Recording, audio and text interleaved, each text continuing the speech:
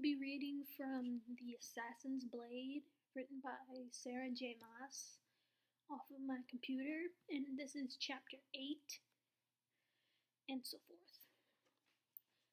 Her body started moving, walking straight toward the fireplace before she really knew what she was doing.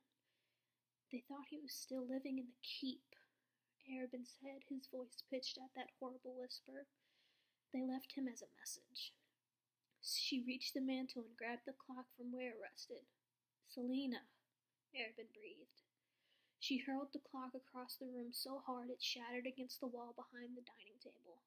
Its fragments landed atop the buffet table against the wall, breaking the decorative dishes displayed there, scattering the silver tea she bought for herself.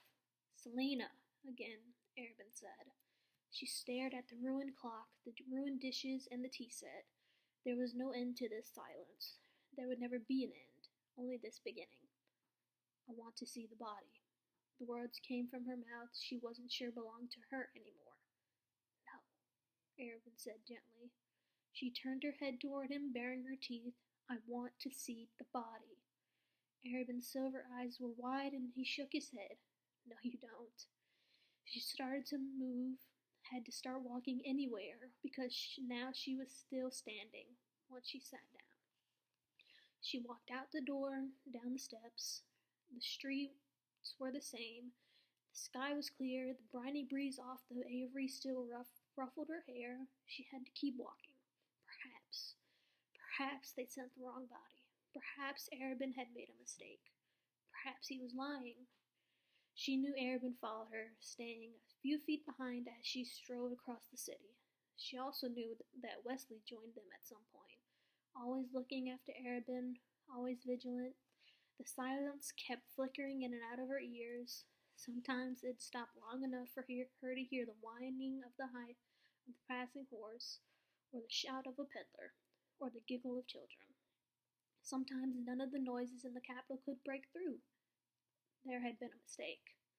She didn't look at the assassins guarding the iron gates to the keep, or at the housekeeper who opened the giant double doors of the building, or at the assassins who milled about the grand entrance and who stared at her with fury and grief mingling in their eyes. She slowed long enough for Arobin, trailed by Wesley, to step in front of her to lead the rest of the way. The silence peeled back and thoughts tumbled in. It had been a mistake. And when she figured out where they were keeping him, where they were hiding him, she'd stop at nothing to find him, and then she'd slaughter them all. Arobin had led her down the stone stairwell at the back of the entrance hall, the stairs that led in the cellars and the dungeons and the secret council rooms below, the scrape of boots on stone, Arobin in front of her, Wesley trailing behind. Down and down then along the narrow, dark passageway, to the door across from the dungeon entrance. She knew that door, knew the room behind it, the mortuary where they kept their members until, no, it has to be a mistake. Arobin took out a ring of keys and unlocked the door, but paused before opening it.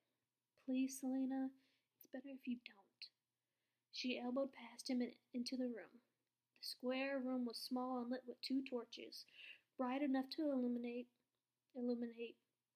Each step brought her closer to the body on the table. She didn't know where to look first. At the fingers that went the wrong way, at the burns and the careful, deep slices in his flesh, at the face. The face she still knew, even when so many things had been done to destroy it beyond recognition.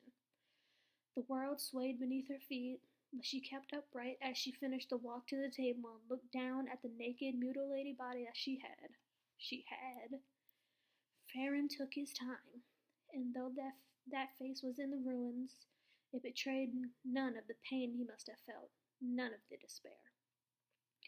This was some dream, or she had gone to hell after, because she couldn't exist in the world where this had been done to him, where she placed like an idiot all night while he suffered, while Farron tortured him, while he ripped out his eyes and Selena vomited on the floor. Footsteps, then Arobin's hands were on her shoulder, on her waist, pulling her away. He was dead. Sam was dead. She wouldn't leave him like this, in this cold, dark room. She yanked out of Arobin's grasp, Wordlessly, she unfastened her cloak and spread it over Sam, covering the damage that had been so carefully inflicted. She climbed onto the wooden table and lay beside him, stretching an arm across his middle, holding him close. The body still smelled faintly like Sam, and like the cheap soap she made him use, because she was so selfish that she couldn't let him have her lavender soap. Selena buried her face in his cold, stiff shoulder. There was a strange, musky scent all over him, a smell that was so distinctly not Sam that she had almost vomited again. It clung to his golden brown hair, to his torn, bluish lips. She wouldn't leave him. Footsteps heading toward the door, then the snick of closing as Arabin left. Selena closed her eyes. She wouldn't leave him. She wouldn't leave him.